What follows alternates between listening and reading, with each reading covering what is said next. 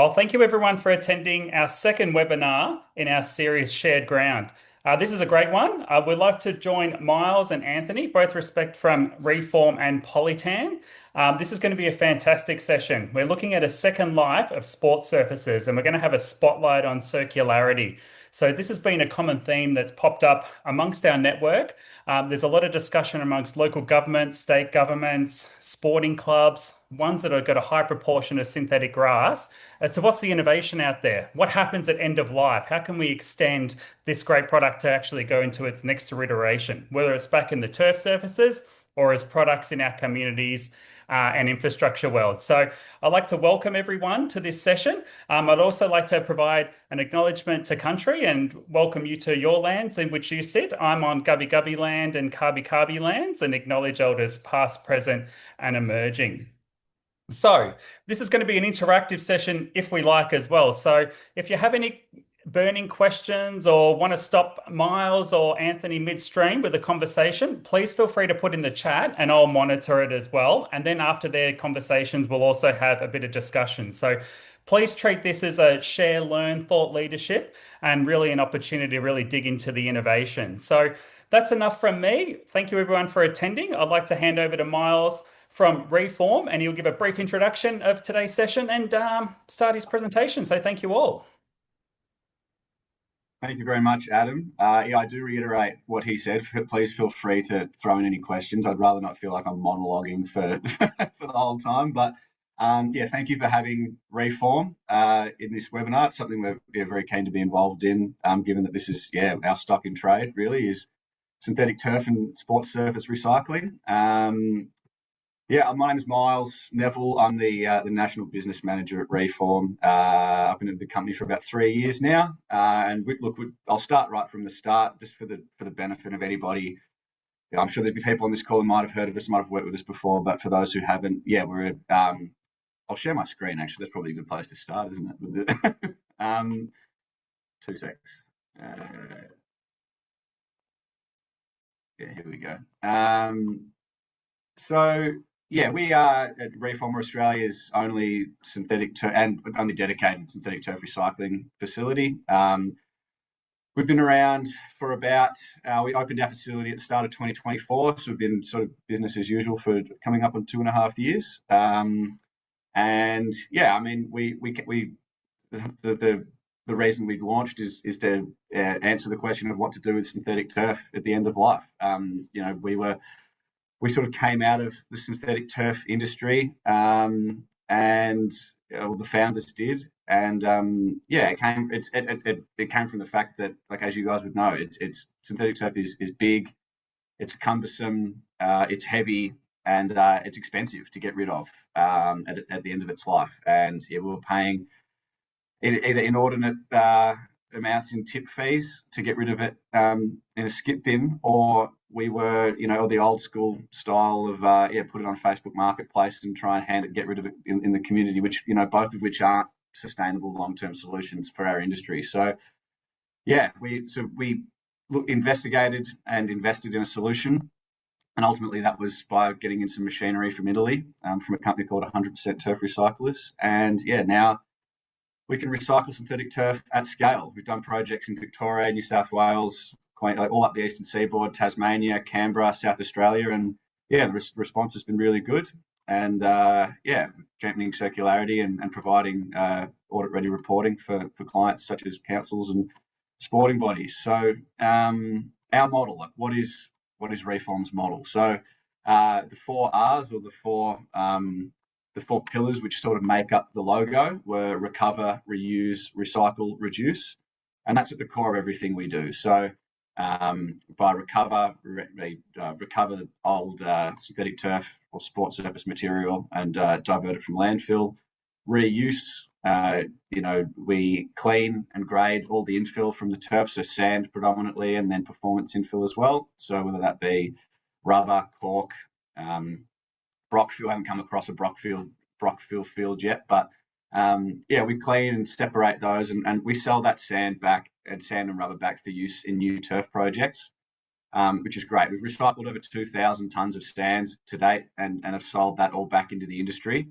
as a replacement as an alternative to using virgin sand. And yeah, the recycling element more then comes into what we do with the plastic. So I'll get onto a bit later what we do with the plastic, but that's more the recycling element as opposed to the reuse. And then reduce the amount of waste going to landfill, and also reduce the carbon footprint of the industry. Each ton of synthetic turf we divert from landfill has a reduction of 373 kilos of CO2 equivalent emissions. So yeah, across a full size 8,000 square metre roughly soccer field, you're talking 110 tons of CO2 equivalent emissions diverted or reduced, I should say. So yeah, it's no small thing. The process, again, I'm sort of, I don't want to get lost in the weeds here, but this is just more about, from a practical perspective, how our process works, how you can get in contact with us. There probably should be an earlier step on here, which would be sort of the field coming to the end of its life, the client, being whether it be a council or a sports club or a school, identifying that their existing pitch field has reached the end of its life, and either requesting quotes from the industry or putting it out for tender. Once that happens, we become aware of it, and either the client will come to us directly, or more often what will happen is that companies, sports companies, servicing companies like Polytan, Tiger, Tough Turf, what have you, will come out and ask us for a quote, which we'll do. And we provide, just clarity as well, we provide the same quote to anybody that asks. So we're not a subscription model. There's no preferential pricing going on here to people that we work with. A lot, every person that we provide, every company gets the same price. We're price agnostic across every project, and we're going to stay that way. So once it gets decided to be recycled, we come and uplift and transport it. It gets separated and recycled, and then it are separated and recovered and then reused and recycled. So pretty basic. Just some photos of the machinery. This is the infill side of things. This was the first generation machinery that we bought from Italy. So you can see my arrow here, the hand here. The rolls of turf get rolled up and put into up the top here. And this machine, called the Beta or the Thor, the Italian guy who made it was watching a few too many Marvel movies when he designed it, I think. So there's Thor and Loki are the two sections of it. But the rolls get loaded on here and then unrolled, and all the infill gets beaten and brushed out of them through the back here, and then it rolled. Once the rolls got all the infill taken out, it gets rolled up again here, just the turf. All the infill goes, if you come out down to this second photo here, goes into this hopper and then into the big blue machine out the back where it gets cleaned, and that's the dryer where it gets cleaned and separated, and all the dirt and foreign material gets taken out, and then goes up into this big sieve, and then which separates it by size, and then down into these splitters here, which separate it by weight. And I'll come to some photos at the end, but yeah, the end result is clean sand, clean rubber.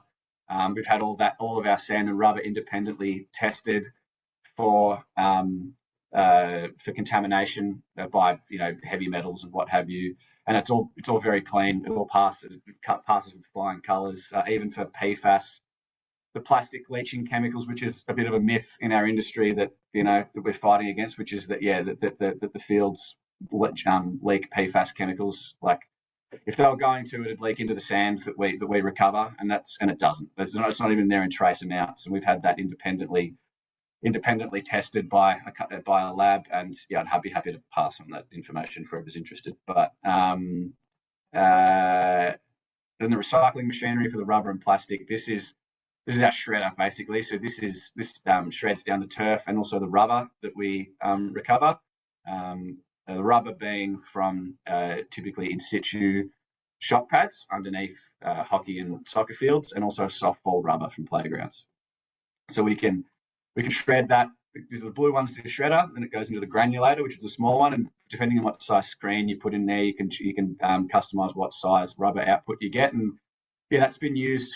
Polytan have used that rubber again in athletics as the base rubber for athletics tracks too now. So yeah, and then it can be used again as in situ rubber for pads again, and also a softball rubber for playgrounds. What do we recycle in terms of synthetic turf? The four main ones are sort of soccer/football fields, hockey pitches, which include wet and water-based wet systems and sand dress systems.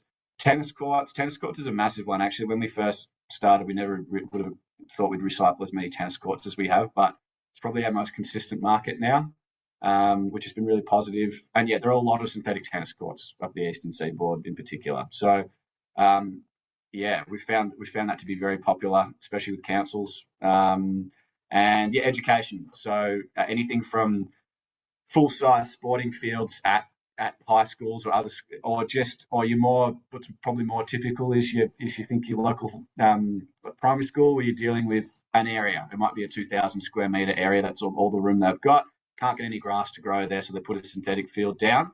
Yeah, and we've done a lot of those too. So yeah, basically anything commercial, any commercial synthetic turf, we can recycle and have recycled. The outputs, the main ones are sand and rubber. Those are your from infill. So you can see clean SBR down here and clean sand. The PE and PP, the plastic is from is where the synthetic turf is from the synthetic turf itself, the carpet. And I'll get onto that in the next couple of slides because how we recycle that has changed, or is in the process of changing quite dramatically.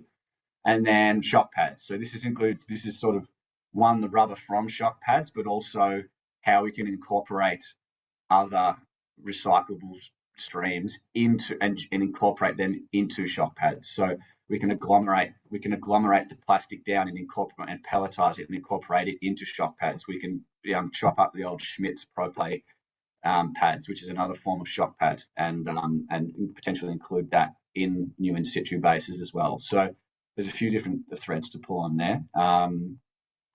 This is the recycling machinery that we've got from Germany.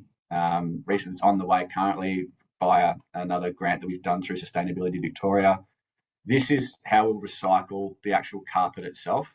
The original plan of what we've been doing for a couple of years is once the turf has had all the infill taken out and it's been cleaned, we basically would shred it and then agglomerate it, which is densifying it into a pellet, basically, which is then usable as a feedstock for the manufacturing of recycled plastic products. These include like traffic bollards, stakes, park benches, and what have you.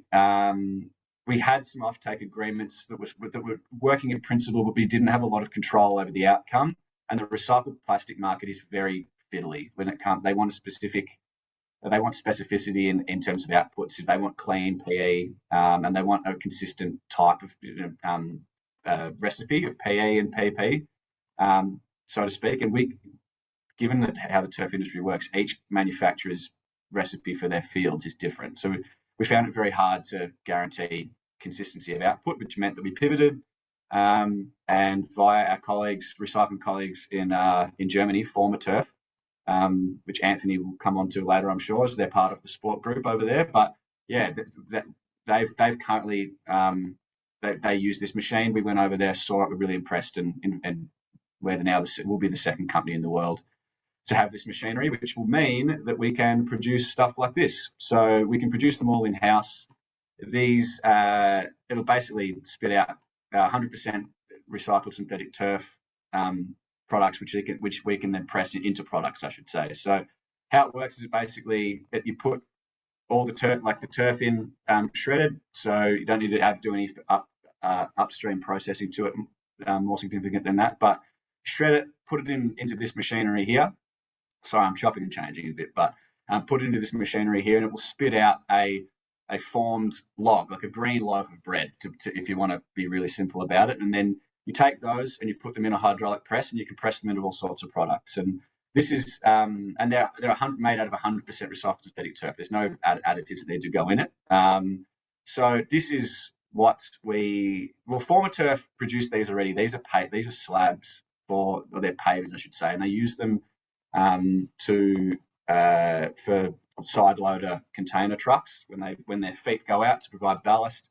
They put these feet underneath the arms of the truck so that the concrete doesn't crack. And we basically took that and thought you could make a traffic bollard based out of that, which we did. So they shipped us over a few from Germany. We cut them down to size and took them to some clients, and this is basically the product that we use to get our one of the products I should say that we use to get our Sustainability Victoria grant off the ground.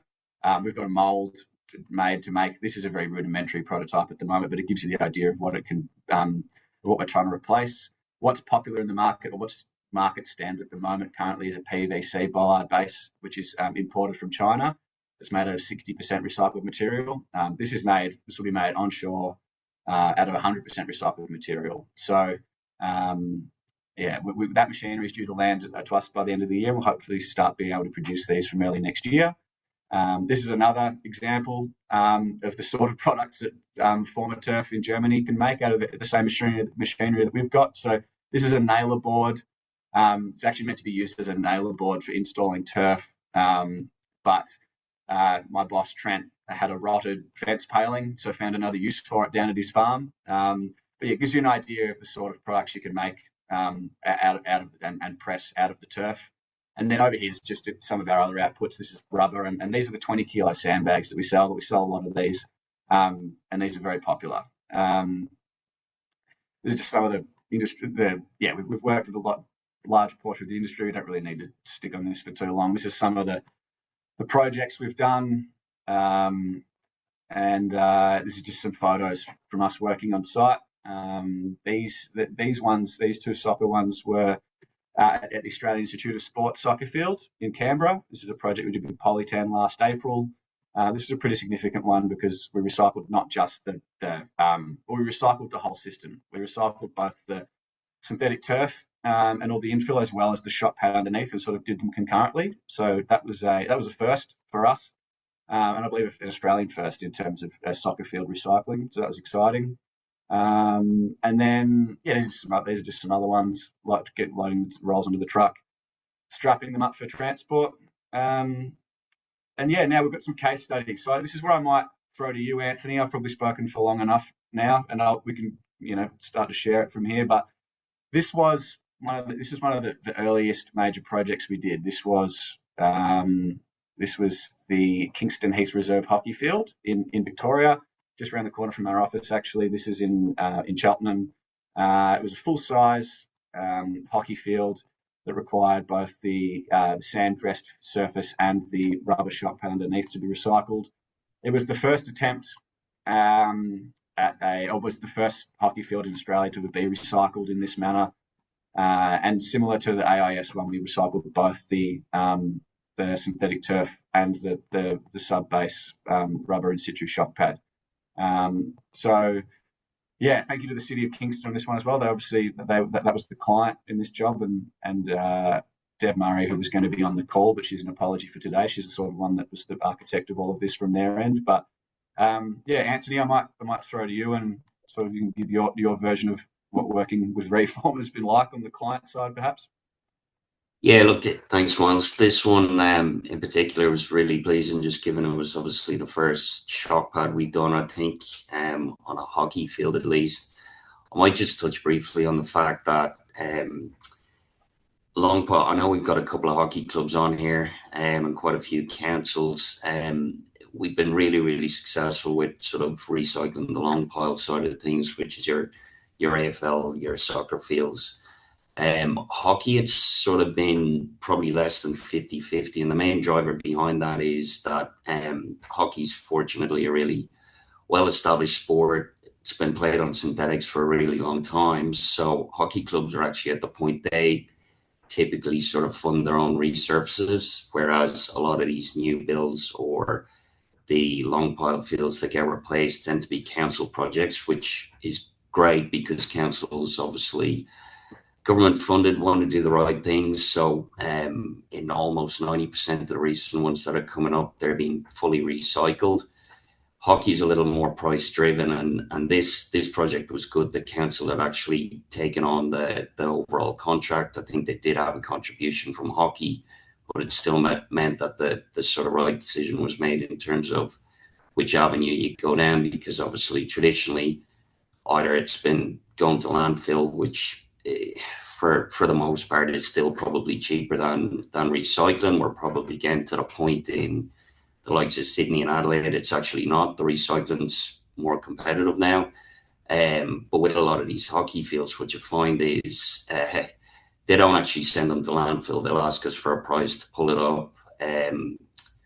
Probably dump the shock pad, but roll up the grass for them, and they'll either sell that or give that to sort of club members, advertise it on Facebook, Gumtree, the likes of that. The issue with that is that, yes, it's great. And everybody in the industry used to do it. We'd advertise it as repurposing, that we're sort of, yeah, it's not going to landfill. It's fantastic. We're keeping all of this product out of landfill, but you're essentially just passing the buck, because the people that are taking this grass, they're taking a 10, 15-year-old grass that's effectively at end of life anyways. So you're essentially just passing the buck. They're not going to, pay for 80 square meters of the back garden to be recycled. So in probably 12, 24 months time, that's going to end up in the landfill regardless. So this one was sort of a really good case study of how it should be handled with hockey clubs, that council are involved. And, if it is being fully funded by the hockey club and there is a differential between the cost of repurposing or going to landfill and recycling, I think council sort of need to be taking some responsibility there as well to ensure the right thing's done.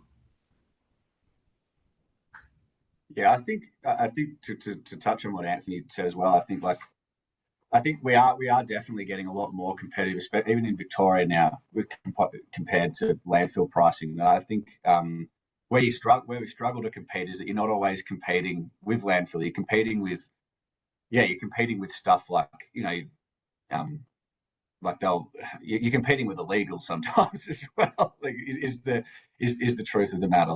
And I think so. I mean, I don't want to get into the weeds too much, but I think from a reform perspective, it's on our end, we do everything we can to stay as competitive to landfill pricing as we can.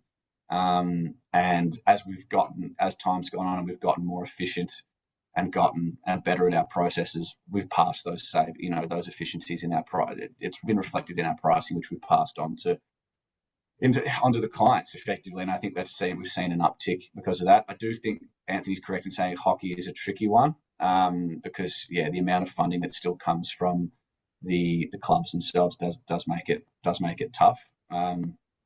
But it's fantastic, Miles, that hockey's reached a point that they're able to self-fund these surface replacements, and it's needing less and less involvement from council. But then, council have also got to take some responsibility on that. And you're right. Sorry, just going back to your point on competitiveness.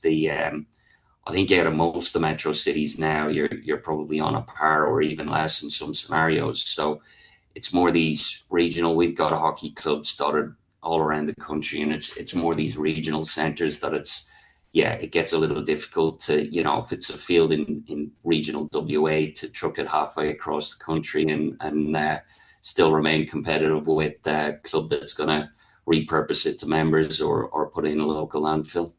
Yeah, absolutely. And look, I'm not I think we live in the real world as well. Not to misconstrue what I was saying before, you're spot on. Hockey's gotten to the point where the clubs are the ones putting their money where their mouth is and actually funding these projects to get the outcomes they want. But at the end of the day, if there is a slight premium to pay for recycling, it's not like they're having to sell beers and hot dogs and for over 10 years and save to fund these projects. So I think it is up to if we want to see the custodianship of the waste, the councils that are sort of coming in with these probably have a big part to play, as you said. So on that, Miles, did you want to share a bit of the journey with Kingston about how the success of this project was really that onboarding from the start of project ideation? And a lot of this is sometimes an afterthought where budgets are competitive and there's challenges, and share a bit of that experience that this was ingrained in the project methodology from day one, because I think that's a real critical part of getting this on the radar in PCGs and project groups early. Did you want to just dig in a bit deeper from your insights there? Yeah, thanks, Adam. No, that's a great point. As I sort of said, Deb Murray from the City of Kingston was meant to be on this call, but she's an apology. But she's been the City of Kingston have been an enormous supporter of ours, or should I say, once they heard that we existed, they really endeavoured to try and do the right thing with their synthetic turf waste wherever possible. And so, when we met with, so this project was done, correct me if I'm wrong, Anthony, but I think it was late 24. I think it was sort of, it would have been about September, October 2024. And we met with Kingston at the start of that year. So, and with the view of this coming up, and talked and sort of demystified the process with them prior to it going to tender. So we costed it for them and said, look, here's where it's likely to be. And they compared that with what it was going to cost to throw it in landfill. And the cost was there was a slight premium, but it was at the point where they're like, they came to the conclusion themselves that the premium was worth paying. And they basically paid it and spec'd it into the contract when this came up, that it had to be recycled. And that was a huge win selfishly for Reform, that was a huge win for us. It was also a really encouraging step in the right direction from a council, and to say, because what normally ends up happening, as you had touched on it, Adam, is that even if we try and reach out to councils, they don't want to speak to you until they've got a field coming up. It's not on their radar to be looking at what's going to happen to their old soccer field. So ultimately, before they've got enough things on their plate. So what happens is that the tender will come out. It might not be specified that it has to be recycled, but some companies will reach out to us and ask for a price, and it gets put forward. And sort of you're dealing with it at the end of the tendering process, and also so you're making it, and also Reform is then having to go through an intermediate, because we can't put forward it would be a non-conforming tender. We can only really offer our services for the disposal element of a replacement field. We have to go in with someone else, which means often a margin's going to be put on our work, but also we're not in control of the messaging to the council. So I think what Kingston have done is a real if sustainability is of interest to the council, that's the right way to do it, is to get on the front foot and understand what's possible early, and so you're not having to make a call at the end of the tendering process. Right from the start, you understand what's in front of you and what can be done, that it can be done. And I mean, ultimately, that's led to, it started with City of Kingston, with Kingston Heath Hockey Reserve, but with Kingston, we've now recycled 4. On top of this, we've done 4 sand-dressed lawn bowls greens. We've done 2 tennis centres that were 3 courts each. And we're about to do 5 cricket nets around the sort of next to their community football and cricket ovals. So yeah, I mean, it started here, but it's turned into a great relationship, and they've been great to work with, and it's really taught us a lot as well.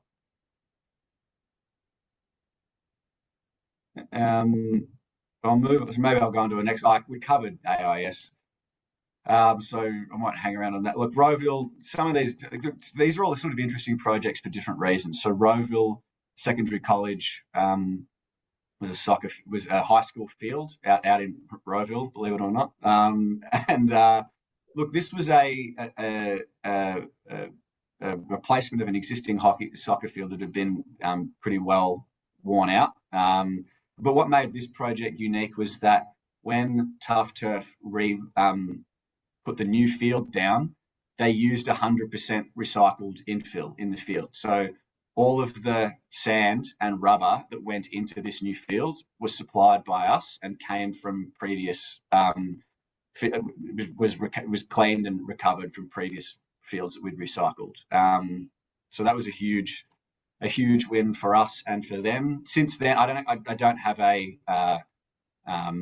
case study for this project, but since then we've actually taken that one step further. When we recycled the University of New South Wales field late last year, that was a Tough Turf job again, and that field we recovered the turf, then whilst Tough Turf were doing the base rectification works at that job, we processed 100% of the. We basically fast tracked it through, put that whole field through, and then sent back up the sand that was in their old field, and they put the sand from their old field in their new field. And I forget, I don't actually have I should have that on me, but it was about 250 ton of sand that went back in from us up to them. So it was I was just going to get the exact number, but anyway, it was a significant amount of sand that went back in, and that's an example of that was a real circularity win for us. I think to be able to move quickly and deliver that for them, to not just recycle their old field, but put the old sand back in, was a real win. And then Carrillo, this is another one. It was another great Polytan project that we did in collaboration with them. This is the biggest synthetic turf recycling project done in Australia to date. It was 2 full-size soccer fields side by side, 799 total tons of material recovered. This was a big project, and it was to think that we could have done something like this when we first started would have sort of been quite outlandish, but certainly this is probably our best achievement thus far in terms of the scale of it. And thank you to Sutherland Shire Council and Polytan for getting us involved. And then look, this is an example of the certificates that we offer. I'm sort of coming to the end of my short presentation here, but this is just for the. I thought I'd add this in for the benefit of councils or any other sort of people on the client side that might be on this call. This is the reporting that we do. So there's 2 certificates that we send out. One is the just receipt of when to confirm that we have recovered the material, and then the second one, which is this one, is when we finished processing it. This gives you a breakdown of what we recovered. So total sand. Maybe this wasn't the best one to use as an example, but this one was had no rubber, had no SBR in it. But it was obviously just sand. It was a school field, so it was just sand and the turf itself.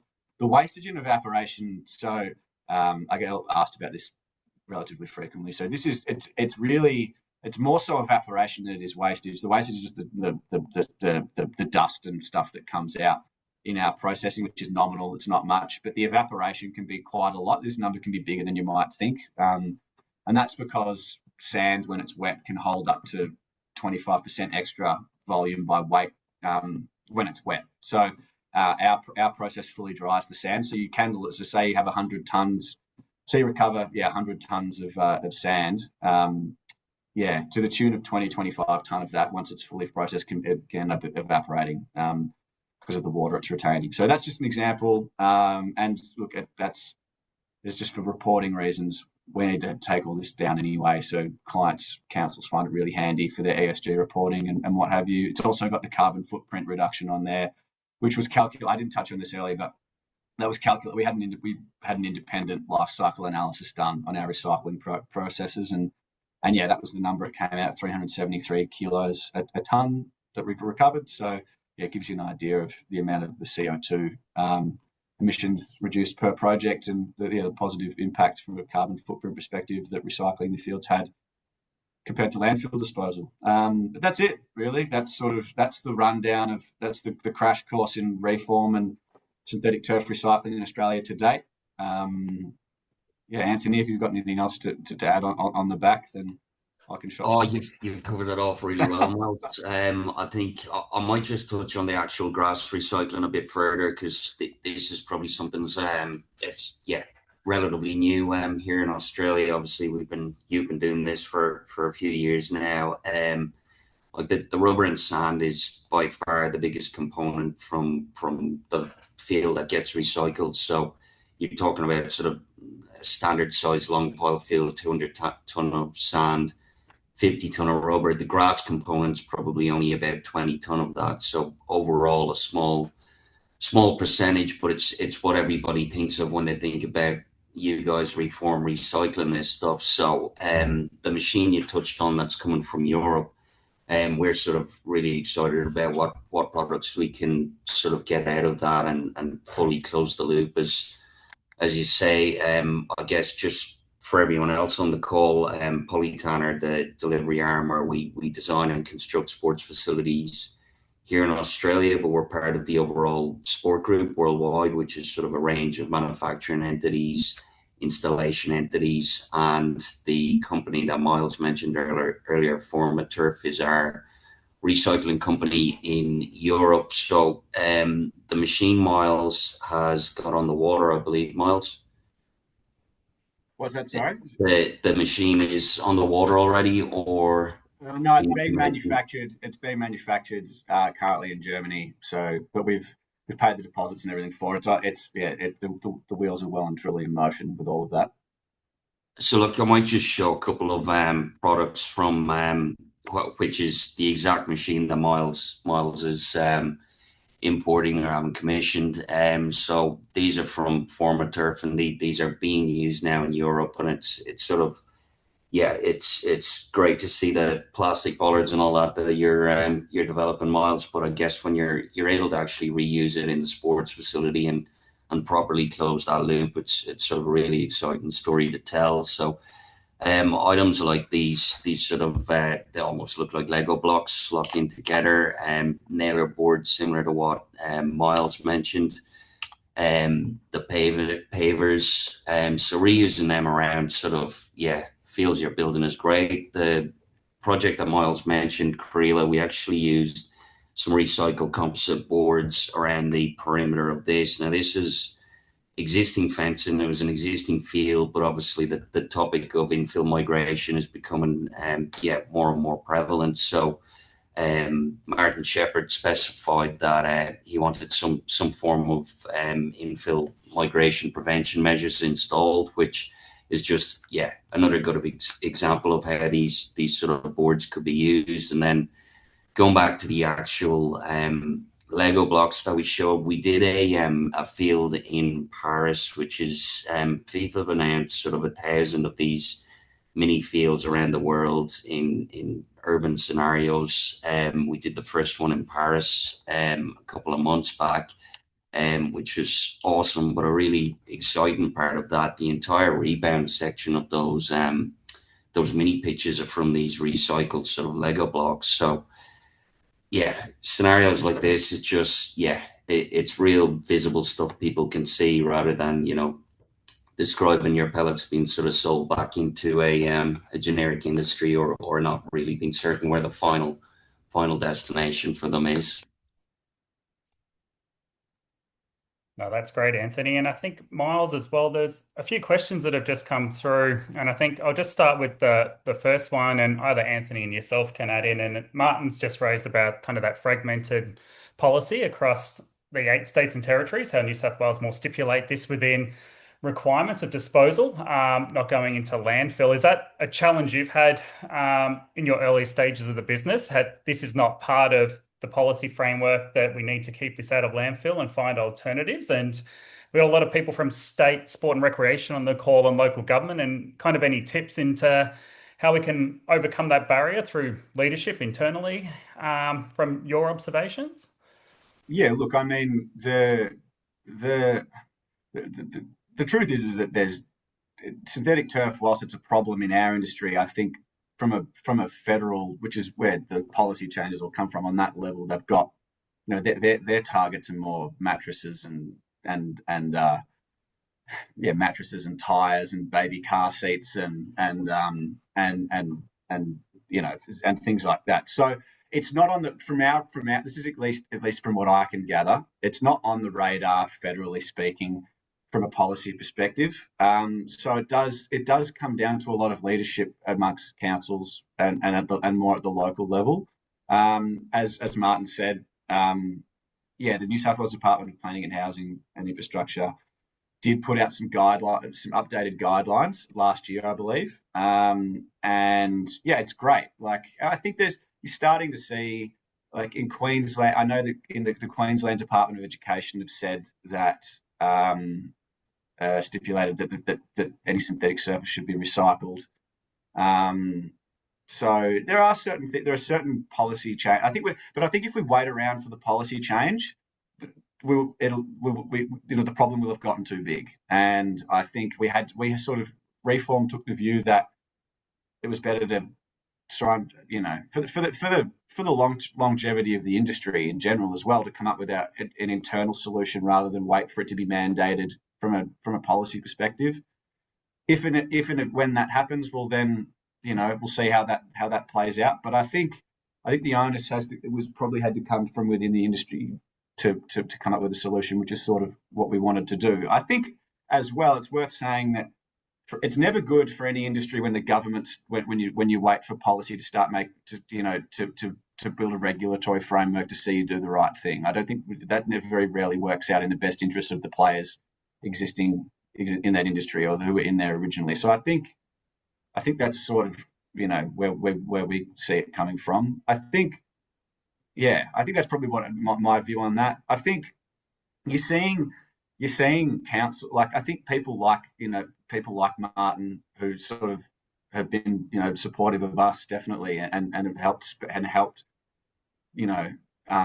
guide their clients, at the very least let their client base know that recycling is a valid option and one that they should be looking at. Ultimately, the decision will be the clients, but I think the reason what we campaign for, or what we try and get out with our messaging, is not to be, make everybody recycle everything. It's more so just inform, local councils and custodians of synthetic turf fields that we exist, and that synthetic turf landfill is not the only option, and that let them make an informed decision. And that's really the most we can ask, really, I think.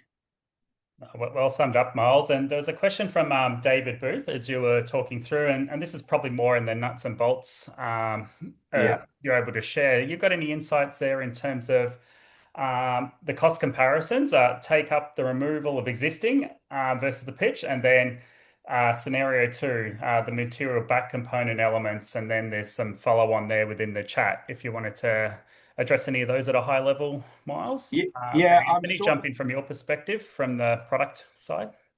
I'm a little uncertain with what David's question is on the top there. I suppose when he says alternately, does the product you recover translate to any cost saving?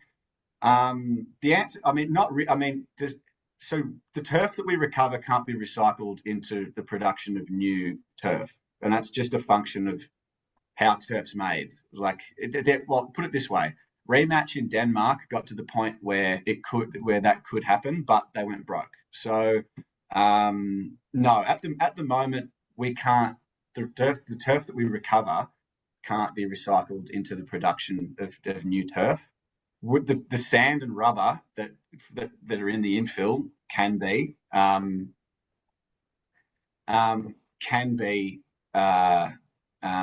obviously, as we have done with projects like Rowville and UNSW more specifically, that sand and rubber can be then used, but it doesn't really translate into a cost saving. It's not like the sand comes out of the field, we process it and then give it back to them for free in use in their new field. Like, that's we're still a business. Like, we still need to, we wouldn't survive. Recycling wouldn't be realistic or doable if that was the case. So, but I would say, like, projects like Karela that Martin's mentioned, like, we were ultimately cheaper than landfill there. Like, ultimately, on a cost comparison with landfill, we were cheaper. So, if you want to talk about cost savings, like, I think that's where you can see a cost saving, is that on large projects, especially in New South Wales, like, Reform is cheaper than putting it in landfill. So on a straight up comparison basis for a gate fee and transport. So I'm just reading down the questions. So anything you wanted to add there, David, to clarify? I just saw you pop up on the screen. I guess, and thanks for that. I guess and it may not be a linear comparison, and therein lies probably the gap. I guess if your suppliers of the new product are using the recycled product, is there a can you sell the recycled product to a manufacturer at a cheaper rate than the manufacturer could source it from the more traditional sources? I could probably jump in if you want, Miles. Yeah, I think you understand what you're saying about delaying the subsequent install to reinstall the actual products that have been removed. It's pretty much cost comparable. It's not more expensive. It's not much cheaper. You're going to have a bit of fluctuation depending on where in the country it is, but essentially we consider, if we're buying it from Reform, right, we're not buying the exact sand that has come out of our field, but we might be buying sand that came out of our field 2 or 3 months ago. So, Correct. From an economic standpoint, yeah, it's cost comparable. There isn't an advantage one way or the other. And that in itself is a good outcome. I think putting things back into the ground, throwing it into a hole in the ground is the worst outcome. Even if it's cost neutral, there's still great upside. And always, you talked about government policy previously. Government policy can be pretty slow. If there's an economic policy that, if there's an economic imperative, that often gazumps any policy that government can come up with. So if you're price competitive, it's a good argument in itself. Yes. Look, sorry, Miles, I was just going to say that's pretty much the point we're getting to with the EPA levies. It's an economic levy, so yeah, they just keep going up and up. So it's getting to the point that Reform probably are more competitive in most metro cities, and hopefully that extends out to the regional and rural areas as well. Thank you. No, just to close that out, David. Our biggest competitor. This is a funny conversation I have quite a bit. We don't have a competitor locally from a recycling perspective, but our biggest competitor is landfill. And so, because it's a fully legal, it's a legal means of disposal. And so, from a legislative perspective, you sort of that's taken out of the equation. So then you've got, what your other two levers you've got left to pull are cost, as you said, and then environmental requirements, and it depends on what sort of multiplier the client ultimately wants to put on that particular thing. Now with councils, it's obviously that they can justify, they can often justify the spend. If there is one, like I said, I have to stress, if there is one, there's a lot of recent major fields that we've done, we were cheaper than landfill on a cost comparison basis. So, and I think that's, but there are going to be exceptions, as Anthony sort of touched on before. A hockey field in Metro Melbourne is going to be cheaper to recycle than a hockey field in Mount Gambier. Just one that I, came across my desk the other day, just as a recent example. So, but then again, the flip side to that is that doing anything in a rural area is going to be more expensive. And let's say you want it, let's just take recycling out of the equation, for instance. The sand, if you want to pretend that recycling doesn't exist for a second, actually the cost of doing that job anyway, with the status quo way of putting it in landfill, is still going to be more expensive than it would be in Metro Melbourne. So once you start to tease out those things, I do this every day. I cost up, quote up all of our jobs. I think there's a real, we've become very competitive, and I think that's on us to keep innovating and keep finding out, figuring out new creative ways to pass on value, whether it be economic or otherwise, or environmental to the end user, to make to make Reform a more attractive proposition.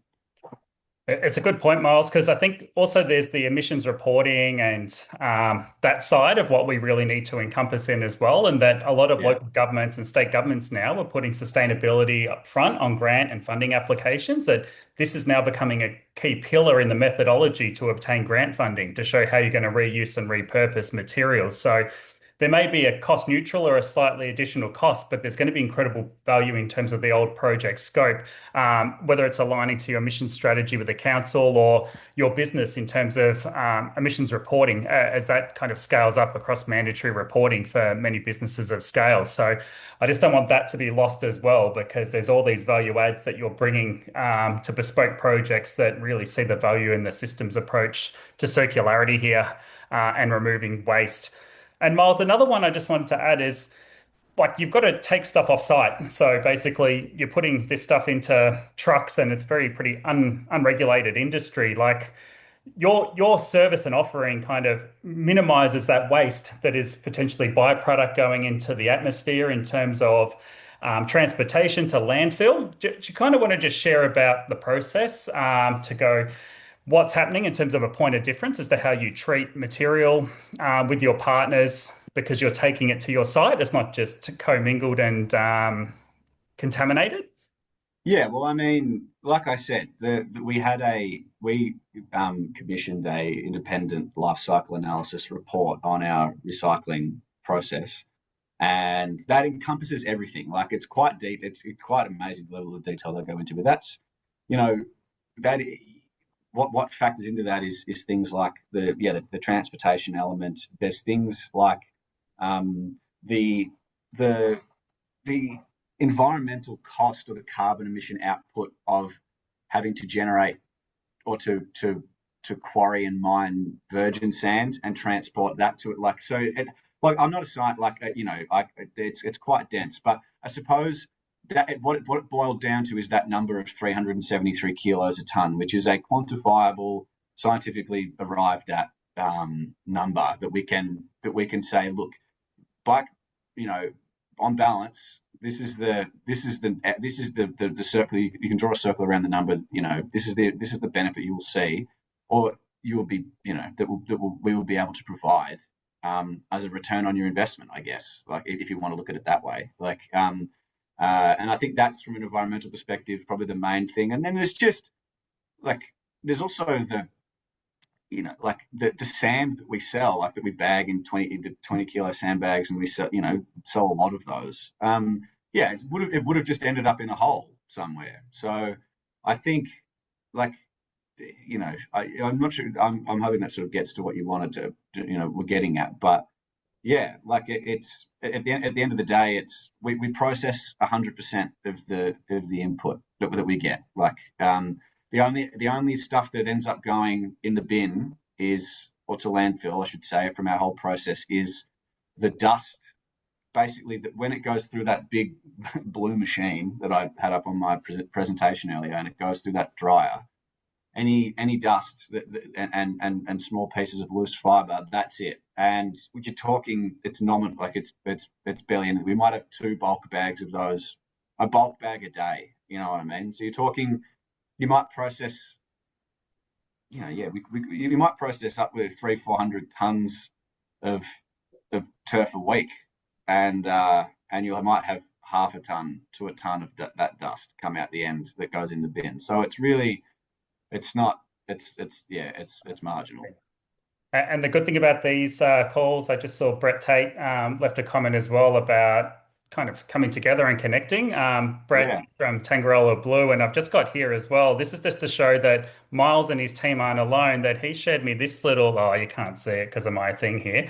It's a recycled strings from the Australian Open. So basically all the strings from the stringers went in and created a nice key tag and token for a large proportion of the staff there. And that's just part of what we're trying to do within our advocacy and thought leadership, that there's so many different industries from Miles in terms of synthetic turf and what's happening with Polytan and the leadership of Sport Group coming out of Europe, that you're not alone in this process. So this is just creating a network for us all. And I'm sure, Miles, you're happy for anyone on this call as we come to a close soon to reach out, as you are, Anthony, to share any product innovations that's happening. So please don't be a stranger and really use the time spent and thought after to connect and dig a bit deeper. But as we're coming close to close, Miles or Anthony, do you have any closing remarks you just wanted to share? Or was there any final burning questions that, whilst we have this expertise on the phone, that anyone would like to cover off? I On my just end, it's probably just education, like we talked about, yeah, legislating and everything else. Honestly, when councils and local government, state government are aware of the facility that's available, 9 times out of 10, they're choosing to go down that route. I think there's been a lot of bad press over the last 20 years about synthetic grass and other synthetic products, and it's about time we sort of change that discussion to showcase some of the really positive stuff we're doing in terms of what Miles at Reform's doing. We're doing some, bio-based yarn. We've been the biggest industry for recycled car and truck tires for the last probably 10 or 15 years. A lot of this sort of gets glazed over and ignored in some of these negative conversations. So I think, the work that Miles and his team's doing is definitely hopefully contributing to changing that. Yeah, Absolutely. well said. I think to close off, like firstly, I like echo what Adam said, which is anyone that's interested in for more information, please feel free to reach out. I know, like I deal with this stuff every day, so it seems normal to me, but there was a lot of information in there, and anything I glossed over or want more information on, please just reach out. Be more than happy to have any of those discussions, and I think, and to touch on what Anthony said, I couldn't agree more. I think like the turf industry gets, can get a bit of bad press. And I think some of like even just along the way in our reform short journey, some of the myths you sort of run headlong into and realize that, things like I've had people say to me, I had a guy say to me not that long ago, he goes, "Oh, do your clients know that your sand that you sell is laden with PFAS chemicals?" And I said, "Oh, have you tested sand recovered from synthetic turf, have you, before?" And he goes, "Oh, well, no, but like it's just a known thing." And I said, "Well, it's not. Like we've had it all independently tested by a lab. They came in, they sent their own guys, they randomly got samples from bag. We had no say on the whole thing, and it came back. It wasn't even there in trace elements." So I think when you start to break down a few of these misconceptions, that there's a lot of value and a lot of good stories to be had. And I think if we can, as an industry, we could do a better job of sharing more of those. I think, as Anthony said. So, Reform play a very small part in that, and I'm happy to have that conversation with whoever is willing to have it, because I think it's a good one. So that's probably the last thing I'd say. No, absolutely. Well, I'd like to give you a virtual round of applause and really appreciate your time and insights. I get a lot from these conversations, and I really hope the network does too. Thank you, Matt. And I'll just also like to share that I will do my best to upload this to share on our YouTube, so you can share with your colleagues if anyone is missed. But also like to thank Polytan, that a major sponsor and partner of C, that basically power us behind the scenes, and Sports Cover that power our webinars. So just that obligation there, that an appreciation of the people behind the scenes that allow C to exist and run these webinars free of charge. It's absolutely a pleasure to have partners on the line today, and everyone. So let's leave it there. I'd like to thank everyone again, and stay tuned for our next session, and have a good afternoon. Take care. Thanks for facilitating, Adam. Yeah, thanks, Adam. Much appreciated. Welcome.